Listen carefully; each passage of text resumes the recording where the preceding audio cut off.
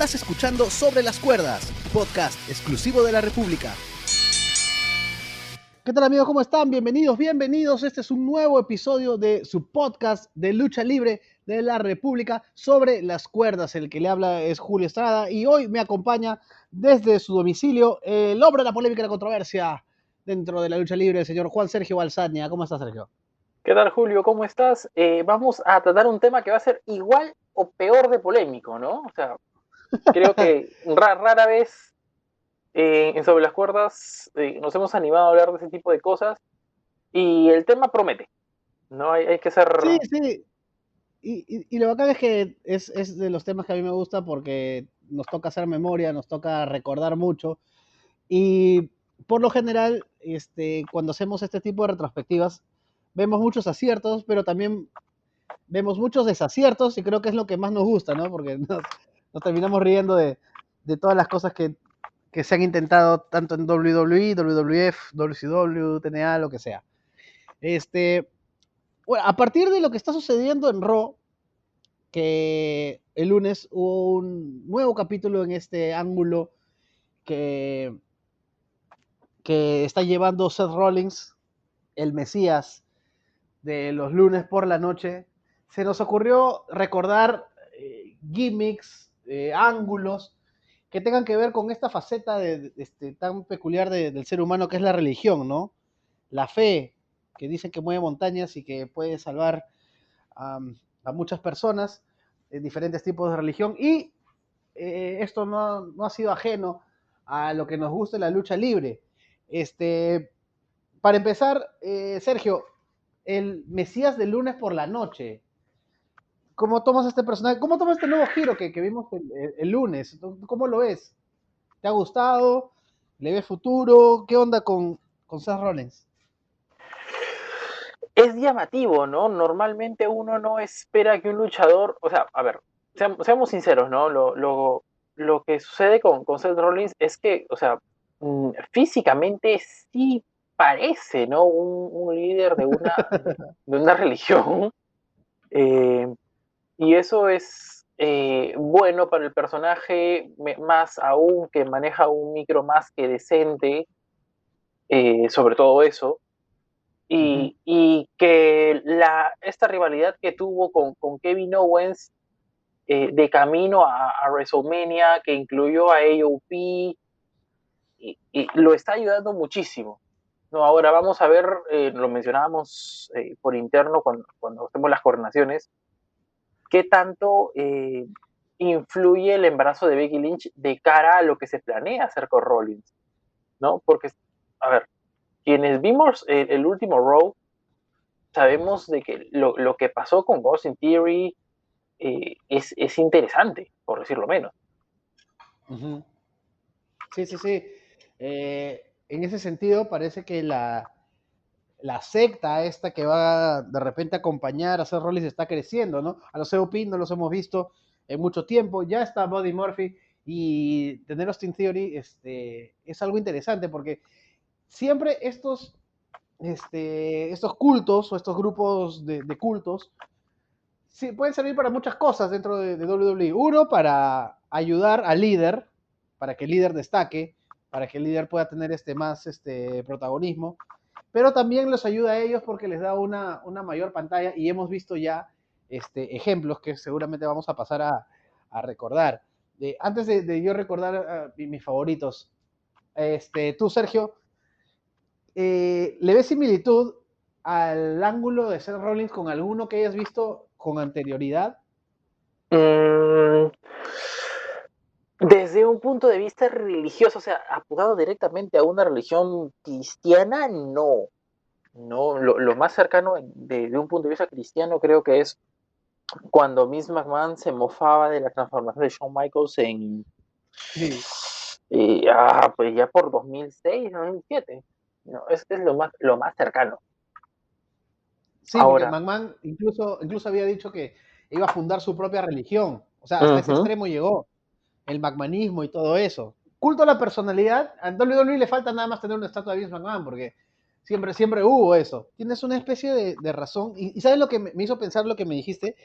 que varios de estos gimmicks o varios de estos ángulos no chocaban mucho con lo que era catolicismo o cristianismo, ¿no? Porque, vamos, ya empezamos a mencionar, nos acordamos del Undertaker y el Ministerio de la Oscuridad. No, me acuerdo por ahí el Destroyer Society, que era una especie de culto también, no precisamente religioso, Cierto. pero un culto también. Nada. Entonces, poner a Seth Rollins con su tradicional cabello largo y barba, con ese fondo multicolor que hace recordar estas iglesias cristianas, ahí yo creo que de repente si se animan un poco más a cruzar esa línea, el ángulo de Seth Rollins podría ser lo más cercano que se ha estado de utilizar la religión católica, porque si buscamos cristianismo, ahí sí encontramos poco, ¿no? No, al menos que yo recuerde solamente esos dos, ¿no? Pero desde el Me lado de acabo la de acordar, secta sí hay algunos. sí, ahí sí hay, sí hay. Del lado del cristianismo, por ejemplo, me acordé del reverendo Devon, ¿te acuerdas? Ajá, cierto, le olvidé Cuando al separaron a reverendo Devon de Dimon. Baba Rey y Ujú. su diácono Deacon Bautista. Batista. Ujú. Ajá, que se encargaba pues de recolectar las colectas y, bueno, tenía parte de realidad porque el padre de Devon había sido un predicador, entonces, y la forma de hablar de Devon también daba mucho la onda de predicador, pero bueno, este gimmick no funcionó, no pegó por ningún lado, pues, ¿no? No, lamentablemente no pegó. En realidad, también tenía que ver un tema con Lamentablemente o Devon, ¿ah? Devon. afortunadamente. No lo sé. Es que, a ver, uno ve lo que fue Bully Ray en TNA y dice, Ajá, o sea, lamentablemente para Devon, para para Devon, Bully claro. Ray que no lo pudimos ver sobresalir por cuenta propia, ¿no? Ujú. O sea, si hubiera funcionado el reverendo Devon, significa que Bully Ray de alguna manera hubiera tenido la oportunidad de hacerlo por sí mismo. Cierto, cierto, pero así sucede a veces, pues. A veces pegas, a veces no pegas. Baba Rey, como Bully Ray, llegó a ser campeón mundial incluso en TNA, Ujú. mientras que Devon no pudo salir de ahí, pues seguramente Baba Rey tenía más carisma en ese sentido. A ver, ¿quién más? Yo estaba buscando y encuentro por acá a Brother Love, que lo vimos incluso hace poquito en el Royal En una Rumble. versión. Ujú. Ajá. Qué bueno, era una especie de predicador, no tanto de Dios, pero sí del amor. Pero también, pues así, recordaba mucho a estos predicadores gringos de las iglesias gringas, ¿no? Que son tan altisonantes, gritones y todo, ¿no? Ahora, también tenemos una parodia que recordaba mucho a iglesias cristianas en Recto Censor, ¿no? Claro. O al menos esa era la intención de vestirlos así como los vestían, ¿no? Con Ujú. con el terno, en el caso de Ivory, con los pantalones. O sea, la intención era recordar a las iglesias cristianas que en ese tiempo, bueno, todos sabemos Eran que, muy activas, y hasta ahora siguen siendo muy activas políticamente. cierto. Claro, y en base a eso, pues, sí, su motivo de ser era pues censurar todo lo que ellos consideraban afectaba la moral, claro que era recontra hipócrita porque ellos se encargaban de hacer trampa en cada una de sus luchas. Y ese es el kit del asunto en la lucha libre, pues, ¿no? Ahora, a mí me gustaba Reto Sensor. Era entretenido. No te Sí, daba material toda la semana. era paja, claro. Y empezó de la nada, porque empezó simplemente con una que otra aparición de Stevie Richards diciendo que ya estaba harto de toda la inmoralidad, de todo lo que se presentaba. Después, Steve Richards aparecía en luchas random, aparecía tapando a las chicas que salían con poca ropa, o cuando alguien iba a usar una silla, él salía a quitarles la silla para no mostrar la violencia. Y poquito a poquito fue empezando y formó un stable que incluso llegaron a ganar campeonatos. Cambió de pareja y Ivory, bueno, le ayudaban a retener los campeonatos de mujeres. Ajá. Y fue buenísimo porque fueron pues fueron por los, digamos que más inmorales de WWE en ese momento, ¿no? Los Al Balvines, el padrino le actor cambian el nombre porno.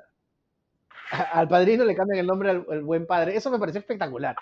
El Sí. Godfather era el Good Father. Después Balvines, que bueno, tenía Bueno, este personaje de actor de películas para adultos. ujú.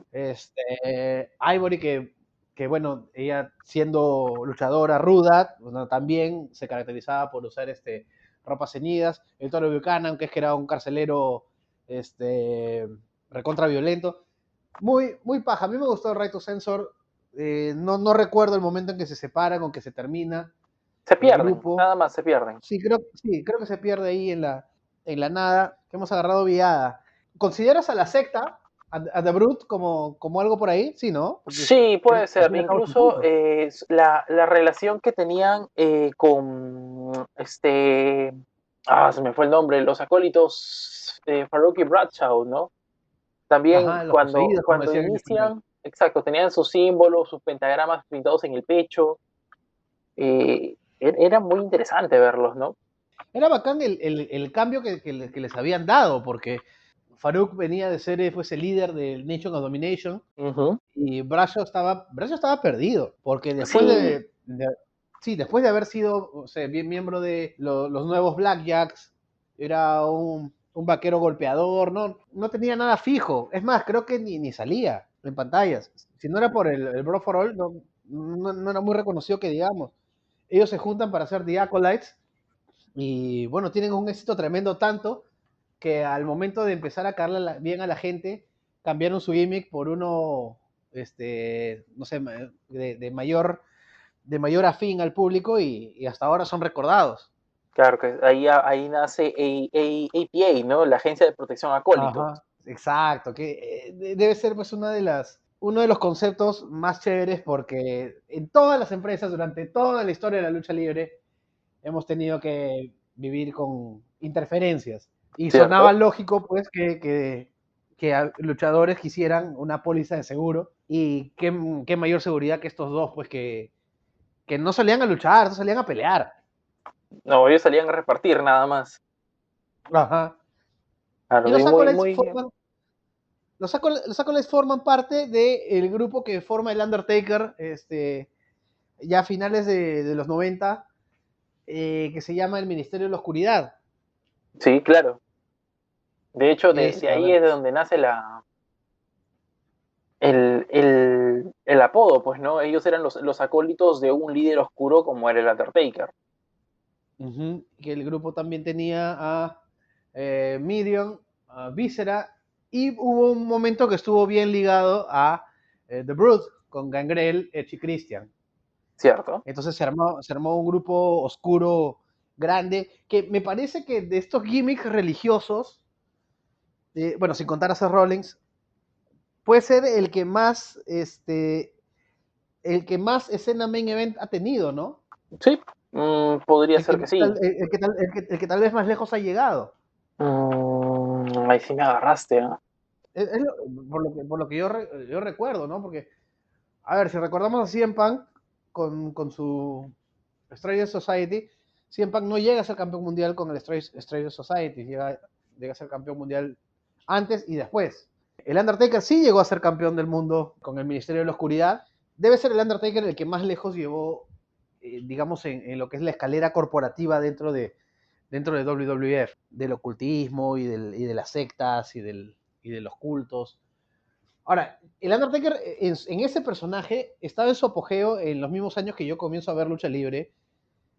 Y para mí hubo unas cosas que sí chocaban porque uno veía, por ejemplo, WCW y de repente por ahí veías a Hogan, veías a la NWO, mientras que en WWF tenías a este señor que crucificaba a sus rivales, los ahorcaba. Es muy conocido, pues, aquella lucha de la celda infernal contra Big Bossman, en el que el Big Bossman termina ahorcado. Pero Ujú. a mí no se me quitaba la imagen de Stone Cold crucificado. No sé si te acuerdas de ese robo. Sí, claro, claro, claro que lo recuerdo. Que en Es, el, en el programa siguiente todo parece normal y yo no me explicaba cómo. O sea, si este pata lo han crucificado. Pero ese era el shock value, pues, ¿no? Porque era impactante ver ese tipo de cosas. sí, en realidad sí, ¿no? Son cosas, son referencias, ¿no? Que uno no las asimila, ¿no? O no las termina de asimilar hasta que la polémica estalla, ¿no? Ujú. Recordemos una muy buena referencia es esta en ECW, que Kurt Angle la recuerda mucho porque estuvo a punto Sí. de firmar, ¿no? Y al verla dice no, que es cuando, a ver, corrígeme ahí, al Sandman es a quien lo crucifican. Sí, Raven es. Claro, En ¿no? ese, Raven, y se ve forzado a pedir disculpas, ¿no? Porque la reacción negativa fue muy fuerte. sí, sí, y en verdad todo el ángulo era fuerte. ECW pues llevaba todo el extremo, no solamente las luchas, sino también este tipo de cosas. O sea, Raven incluso termina reclutando al hijo de Sandman, que termina traicionando a su papá y hacen esta... Y claro, ahora que mencionas a Raven, el El Raven Raven Flock, Flock. Ajá. claro, de WCW, no estoy seguro si tenía una onda tipo religiosa, pero sí había un culto a un líder de un estilo de vida, ¿no? Causó mucha polémica el personaje de Billy Kidman, que no lo decían a viva voz, pero tenía todas las señales pues, de ser un adicto a la heroína. Ujú. El polo cochino, la forma de vestirse, la forma de actuar, la picazón que tenía por ahí. O sea, era obvio. Entonces eran unos misfits, unos outcasts, unos apartados de la sociedad que se terminaban juntando pues en este grupo liderado por Raven, que Raven ha tenido muchos grupos de esa manera. Ha tenido The Gathering, ha tenido en TNA, me parece que lo último que se pudo ver de él fue Serotonin, que era una cosa medio rara porque a tres luchadores con bastante talento como Kazarian, Johnny Devine y si no me equivoco Matt Bentley, los convirtieron en los seguidores de este culto medio raro que salían con palos kendo y que lo único que hacían era perder luchas y recibir un castigo. Ujú. Era lo único que hacían Cass, Pero justificaban a un líder. Martyr y... Claro, claro. De ahí Cass como que se le revela un poco a Raven. Bueno, en ese momento Raven ya no luchaba mucho. Digamos que era un personaje más de apoyo, acompañándolos. Nunca quedó muy claro cuál era la intención de Serotonin, que al final pues quedó en nada. Pues Cass se abrió y... La intención era que alguno de ellos desarrolle lo suficiente bueno, ver si se construía una nueva estrella a partir de. Sí, yo creo No, que lamentablemente vieron, no funcionó como lo esperaban, bueno, todos, ¿no? sí, yo creo que vieron, a ver, vamos a darle una excusa para que uno de ellos se rebele contra su líder, pero las limitaciones ya físicas y de lucha de Raven ya no, no ayudaban. Ahora, quiero regresar un poco a aquella lucha de Backlash 2006 en la que Vince y Shane se enfrentan a Shawn Michaels y a Dios. Sí, ¿Tú claro, te su acuerdas de compañero de esa época? equipo. Sí, ¿tú te acuerdas de esa época? ¿Lo viviste en vivo o ya Sí, lo viste sí. en retrospectiva? No, lo recuerdo que lo vi en vivo. Bueno, la señal ya llegaba, ¿no? De las luchas. Y uno veía, bueno, lo que hacía Miss McMahon y yo al menos no lo entendía, ¿no? Porque, o sea, a ver, seamos sinceros, ¿no? Era un chiquillo, no entendía muy bien cuál era la idea. No entendía en sí la referencia a la vida distinta que tuvo Sean después de conocer a su última esposa. No, porque Mm. esa era la burla en realidad, ¿no? Y era irónico porque, o sea, si Shawn Michaels, persona, hombre, es un nuevo hombre gracias a la religión, o sea, yo no soy nadie para juzgar, ¿no? Pero ¿qué haces participando en un ángulo que se burla de tu nueva encontrada fe? A menos que Es no que consideres que se están burlando, no sé. la idea era de que Sean solo, armado con su fe, ¿no? Iba a acabar con Vince, bueno, creo que también estaba en la colada el Big Show, si la memoria no me falla, y ahí sí tendría que Ya. revisar, pero me parece que también estaba el Big Show, ¿no? Y esa era más o menos la idea, ¿no? De que Sean a la larga, ¿no? Iba a derrotar a Vince. El, el, lo que más recuerda a la gente es aquella entrada burlona en que Vince le pone una música a Dios para que no entre de una forma aburrida, ¿no? Sino entre bailando. A mí lo más burlón y que puedo entender que la gente está un poco molesta, yo personalmente no soy una persona muy religiosa, que digamos, pero sí entiendo que podría haberle molestado a la gente, es que no es precisamente la entrada, sino que Dios sí llega a participar del ángulo, porque hay momentos en que Dios salva a Shawn Michaels. Y eso que no se recuerda mucho porque creo que no estoy seguro si en la lucha se da ese tipo de manifestaciones, pero en el ángulo sí vemos que Dios salva a Shawn, porque a veces había momentos en que creo que Vince iba a golpear a Shawn con algo cuando lo tenían sometido y explotaba una de las luces, una cosa así. Creo que hasta Ujú. 3 veces se dieron este tipo de manifestaciones que o sea, yo repito, no soy nadie para juzgar, pero no entendía cómo Shawn Michaels, un cristiano renacido, este, podía permitir ese tipo de cosas, a menos que él piense pues que no era una burla, sino era una cuestión de entretenimiento, ¿no? Como yo lo entiendo por ahí, ¿no? Lo trato de entender. Estábamos hablando hace un poco de la secta y tú me hablabas, cuando hablábamos de Serotonin, hablabas tú de la posibilidad que da este tipo de grupos de encontrar nuevas estrellas. De repente la secta ha sido el stable, y eso que sin ser muchos, el stable de culto que más ha tenido éxito en ese sentido. No precisamente por el líder, porque Gangrel quedó ahí nomás, pero sus dos pupilos resultaron ser dos campeones mundiales, ¿no? Edge y Christian. Es que esa es más o menos a veces la finalidad de algunas sectas, ¿no? Y probablemente Serotonin haya sido también ese La experimento, intención. ¿no? Si funciona, vamos a tener a futuros campeones mundiales, ¿no? Y probablemente ese fue el motivo por el cual Raven estuvo donde estuvo, ¿no? Buscar quién tenía madera, ¿no? Buscarlo sobre la marcha, ¿no? En el caso bueno, de The Root, bueno, sabemos de que a ellos lo estaban fogueando un poco para ver cómo les iba, ¿no? Pero en el caso de Serotonin, la idea era sobre la marcha crear nuevas estrellas, ¿no? Que mejor le vaya, ese va a ser el, el que, el que se revele. La mejor entrada de todas era la de la secta, de todas maneras. Era Con Gangrel espectacular. tomando vino, vino, pues era con la Sí, inglesa. tomando su pinturita y ellos saliendo desde abajo, apareciendo desde el mismísimo infierno en este círculo de fuego y ellos salían desde abajo.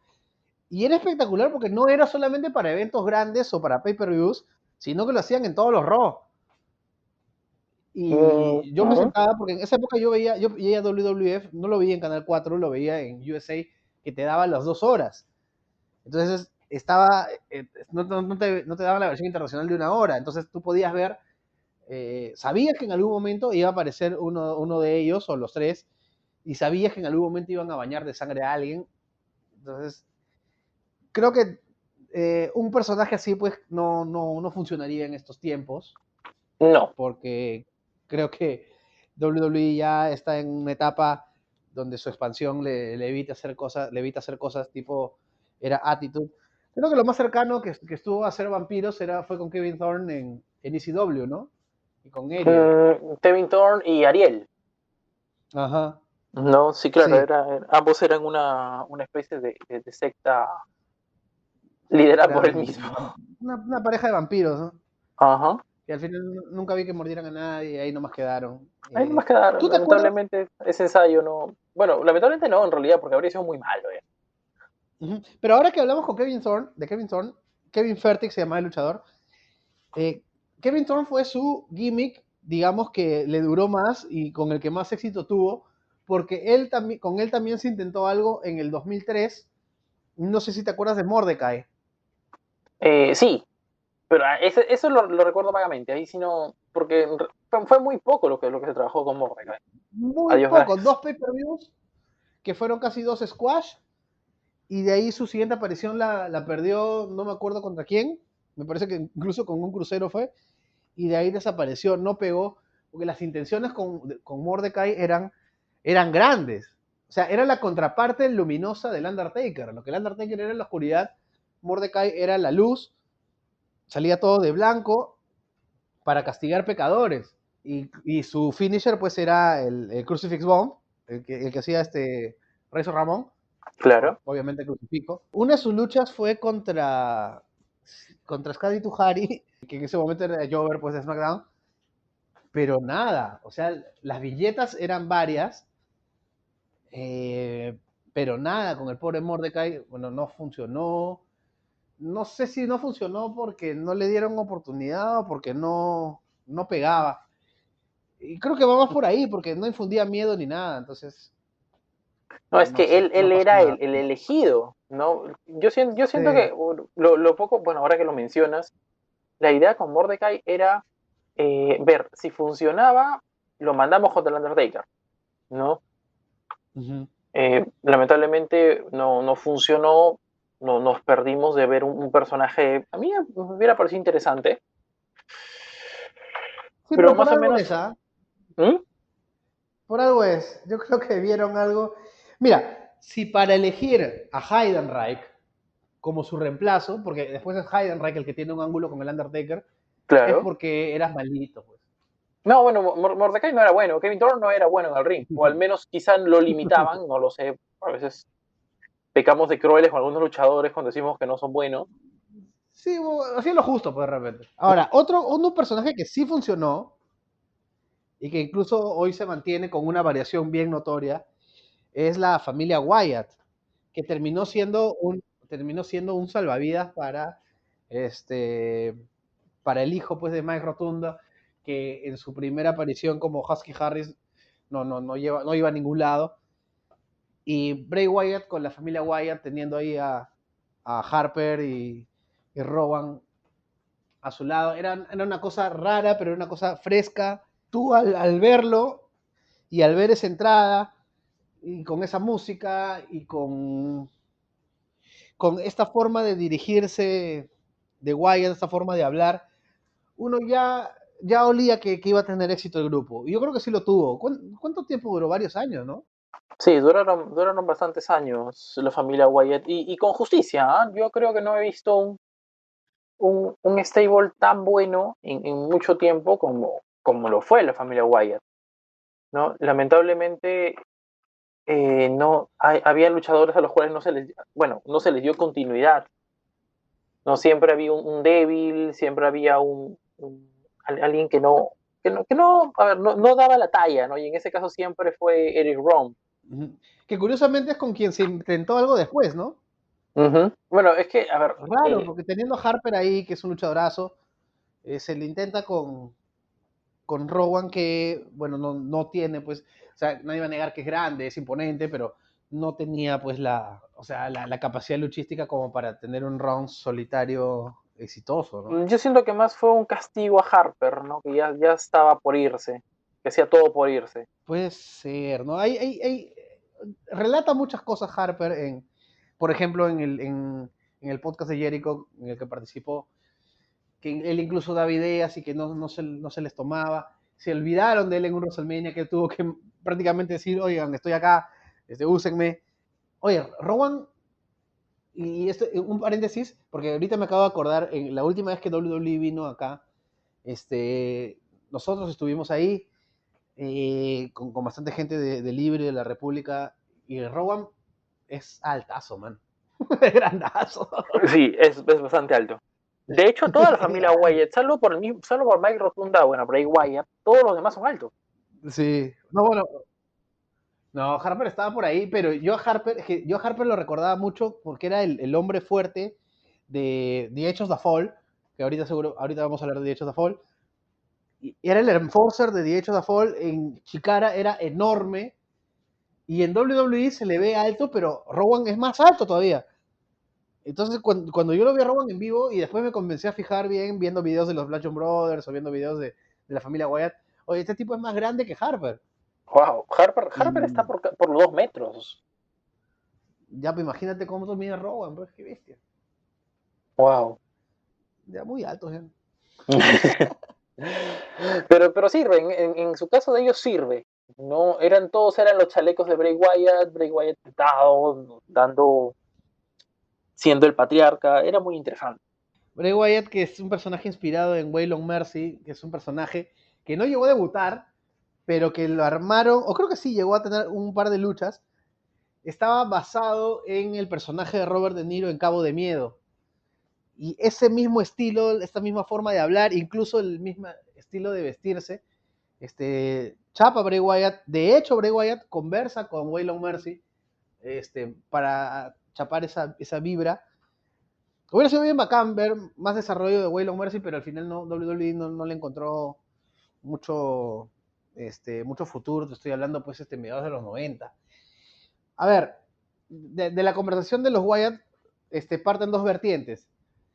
Me acordé de The Age of the Fall, que yo en un ratito voy a pasar a hablar un poco de ese stable que a mí me encanta, que creo es uno de los mejores conceptos que sacó Ring of Honor. Pero ahora, y de repente el hijo olvidado de la familia Wyatt, que era Luke Harper, tiene una nueva casa, está en AEW y él es el Exalted One de Dark Order. Otro stable oscuro. Sí, creo que tú estás más relacionado con AEW. ¿Cómo lo has visto a Brody Lee, que ya volvió a su nombre indie? ¿Cómo lo has visto a Brody Lee en AEW? Todavía no tiene la aceptación que uno podría esperar en estos momentos. Bueno, han tenido un feudo con ECU y bueno, de ahí en adelante solamente he estado con competidores locales, ¿no? Y bueno, han reclutado a Preston Vance, pero no es, a ver, todavía no los están trabajando como el equipo imponente o como la secta oscura, ¿no? Creo que están siendo aún cautelosos con Brody Lee. Y eso es bueno, a mí me parece al menos que es bueno mientras se decida el tema de los planos estelares, ¿no? Los Young Bucks están en una rivalidad, Omega está en una rivalidad, Moxley no se sabe muy bien qué depara su personaje de aquí en adelante, entonces, al menos mientras se solucione, yo creo que Exalted One está bien donde está, ¿no? Oculto, esperando. Pero ya ha tenido roces con Jon Moxley, ya lo atacaron. De hecho, creo que, y aprovecho para decirle a la gente que el viernes vamos a estar con la previa de Double or Nothing de AEW, donde vamos a ver a The Exalted One enfrentarse a Jon Moxley, porque yo creo que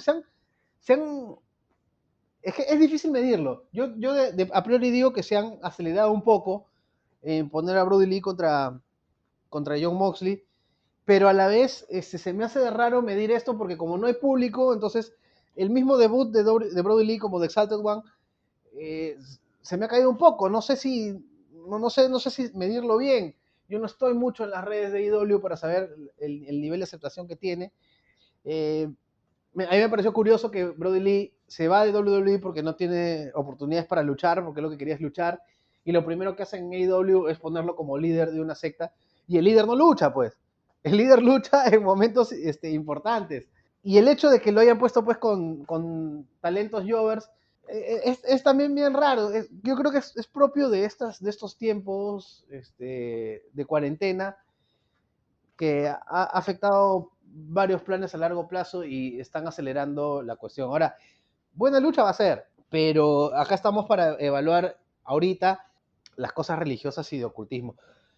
Las promos de Brody Lee, en las que más parece más que un líder que busca adeptos, más parece un dictador. Yo no las logro captar bien. Tú lo ves como... ¿Cómo ves el papel de Brody Lee? O sea, ya me dijiste el papel de AEW con Brody Lee, pero ¿cómo ves la actuación de Brody Lee? O sea, él como líder, ¿lo compras o todavía no? No, todavía no. Yo siento que aún tiene esa sombra de Bray Wyatt. Creo que han querido utilizarlo como un nuevo Bray Wyatt, ¿no? Ahora, Brody Lee tiene muy buen micro, es algo que la gente no se lo ha gozado tanto en WWE porque, bueno, estaba Bray, ¿no? Pero, a ver, normalmente el que se encargaba de las promos, bueno, era Bray Wyatt. Y darle esa responsabilidad de golpe, yo siento que ha sido un poco desesperado, ¿no? Esperemos que de aquí en adelante le pueda ir bien, porque talento tiene y un micro más que aceptable también. Sí, de todas maneras. De todas maneras le va a ir bien, de que le va a ir bien, le va a ir bien, porque AEW, vamos, AEW también es una empresa medio mark. y tener a Brody Lee, no lo vas a tratar mal, pues de ninguna manera. Brody Lee se fue de WWE queriendo luchar y eso es lo que va a hacer, lo van a hacer luchar.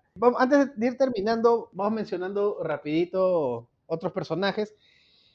WWE a principios de los 90, finales de los 80 tuvo un luchador que se llamaba Fry Ferguson, que era un fraile que levantó la ira de la Iglesia Católica incluso, que terminó por pedirle a WWE que acaben con el personaje, lo cual hicieron, y le dieron pues el personaje del Bastion Booger, que era totalmente diferente y no sé cuál de los dos era peor. Hemos tenido ejemplos en México, por ejemplo, con la secta cibernética y con el Mesías, ¿Cierto? que a mí me encantaba ver a la secta del Mesías. Me parecía que tenían una cohesión muy brava, incluso más que la secta cibernética. La secta cibernética tenía más poder main event. Estaba Cibernético, Chessman, Charlie Manson. Y la secta del Mesías, incluso teniendo gente con menos estatus main event, o sea, el main eventer era él, porque él era mega campeón y todo. Detrás de él venían Dark Oz, Dark Cuervo, Dark Escoria y Dark Espíritu, que no eran main eventers, pero se les veía más cohesionados, se les veía más pupilos que los de la secta cibernética. Y eso es lo que más me gustaba a mí, un stable, que si un stable va a ser mesiánico, el Mesías tiene que ser todo, pues. Todo tiene que ir para él. En eso creo que está haciéndolo bien de Dark Order. Por ahora sí. Vamos a ver cómo se relaciona, porque han hecho una nueva edición y bueno, vamos a ver a dónde se redirige, ¿no? Ahora, como tú lo decías, se han acelerado mucho en darle a Brody Lee una oportunidad titular, sí. No, yo siento de que quien sea que pierda en esta lucha va a salir afectado de una manera ya casi irreparable. ¿No te parece que Matt Hardy hubiera sido una mejor opción como The Exalted One? Sí, por lo menos para mí Puede sí, ser, pero ¿no? a ver, ahí caemos en el problema que ya hemos debatido en programas anteriores, ¿no? Matt Hardy no te da tiempo de lucha en el ring, o ya no te da, Te da ¿no? menos. Entonces, ¿ah? Te da menos tiempo. Claro, O sea, te mucho da, menos tiempo. pero te da menos. Uh-huh. Uh-huh. Y entonces, Bueno, pero precisamente de repente por ahí podría haber ido, ¿no? En promos y en conducción del stable, podía ser. Pero afectabas lo que quería hacer Matt Hardy, porque Matt Hardy lo que él quiere es un lugar donde le den libertad creativa casi total para expandir su universo y o sea, y encerrarlo, levantar un stable, de repente hubieras limitado un poco su capacidad creativa, quién sabe, ¿no? Pero a mí me hubiera parecido más interesante, yo lo como más a él como líder.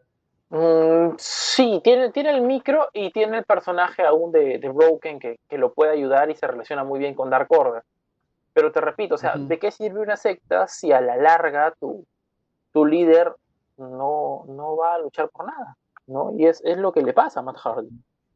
¿No? Él siendo líder Ajá. de secta, su secta va a hacer alboroto, a destruir todo, pero ¿para qué? ¿No? Uh-huh. Si al final del día ni su líder es ni campeón ni es nada. Claro, y ahí encontramos una constante que vemos. El Ministerio de la Oscuridad tenía al Undertaker como líder supremo y el Undertaker era el Mesías y el Undertaker luchaba por el título. Lo mismo en la secta del Mesías, lo mismo en la secta cibernética, lo mismo en ahora pues esta secta que va a armar seguramente Seth Rollins, lo mismo en la familia Wyatt. Los que no duraron mucho, por ejemplo, tienes a The Brood, que era Gangrel de líder, pero Gangrel termina siendo relegado a una especie de manager, más o menos como mentor, no activo, o sea, no como líder que va por el título, sino como mentor de estos chicos que más bien luchaban por los títulos en pareja. De repente, por eso no duró mucho, porque los pupilos superaron rápidamente al maestro. Y dicho esto, voy con el ejemplo que quería dar hace un rato, que es The Age of the Fall. A la gente que de repente no ha llegado a ver mucho Ring of Honor, en los años 2008, 2007, 2008, 2009, The Age of the Fall fue revolucionario, fue chocante desde su debut y fue alucinante. Jimmy Jacobs, que toda la vida había sido pues un relegado, estaba enamorado perdidamente de Lacey y el que ella no aceptara sus cortejos lo deprimía. Entonces él desaparece un tiempo y regresa con este concepto, una secta medio rara con Tyler Black, que hacía su debut en Ring of Honor, el que ahora se llama Seth Rollins, Lacey y Necro Butcher. Ellos debutan colgando por los pies a Mark Briscoe, que acababa de perder una lucha de escalera y estaba sangrando. Él está colgado desde el techo de las piernas y la sangre que le emana de la cabeza termina bañando todo el terno blanco que utilizó Jimmy Jacobs en su aparición. Y Jimmy Jacobs era un genio del micrófono. Sí. De hecho, Jimmy Jacobs termina siendo agente en WWE, ahora es agente y booker en Impact. Hecho de Fall tampoco fueron por el título máximo porque era un tag team. O sea, básicamente era un tag team, eran Tyler Black y Jimmy Jacobs. Pero de repente, sin saberlo, crearon pues al luchador del momento. Y por qué no decirlo, uno de los grandes luchadores de la última década, que es Seth Rollins. Y a partir de ahí, pues seguramente Seth Rollins está poniendo en práctica ahorita lo que aprendió en ese momento, ¿no? Y tiene sentido, ¿no? WWE juega mucho con esto de las referencias y creo que más de uno recuerda en ese momento a Seth Rollins como parte de ese stable. Sí, yo me acuerdo. Lo primero que yo pensé cuando vi lo del Mesías, me acordé de Jimmy, dije, le ha metido su fonazo a Jimmy Jacobs y algo están conversando por ahí. Para cerrar, ¿le ves éxito a lo que está tratando de hacer Seth Rollins o ves que todavía medio que tambalea? Pensé que después de WrestleMania iba a tambalear, ¿no? Porque por sí su personaje errático, cuando le gana cuando Drew lo vence, nos hacía pensar de que, uy, no, aquí nomás muere.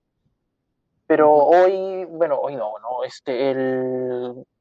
el lunes en Raw ha sumado a Austin Theory de la misma manera, ¿no? Hablándole al final de la lucha a un Austin Theory devastado porque, fue expulsado de AAA del grupo de Zelina Vega. Y lo trabajó igual, ¿no? De la misma manera, como un Mesías, motivándolo, hablándolo, y consiguió que Austin Theory se una. Entonces, es lo mismo que hizo con Murphy. Estamos viendo luchadores que estaban frustrados. Recuerdo que se los comenté en ese momento yo también. Después de verlo de Austin Theory, dije, Natalia está haciendo lo mismo. Nos está frustrando igual, claro, está perdiendo luchas en las que incluyen el nombre de su familia y esto podría abrir un muy bonito ángulo. Ajá. Yo sí le veo futuro. De hecho, creo que puede vender. Vamos, WWE con esto de la cuarentena puede tener problemas en la venta de mercancía y un producto fresco como el que podía ofrecer Seth Rollins puede ayudar. Y Seth Rollins ya en estos momentos es un luchador experimentado que puede cargarse main events y puede cargarse stable y puede cargarse marcas. Así que yo soy hincha de Seth Rollins, le tengo mucha fe a lo que puede hacer.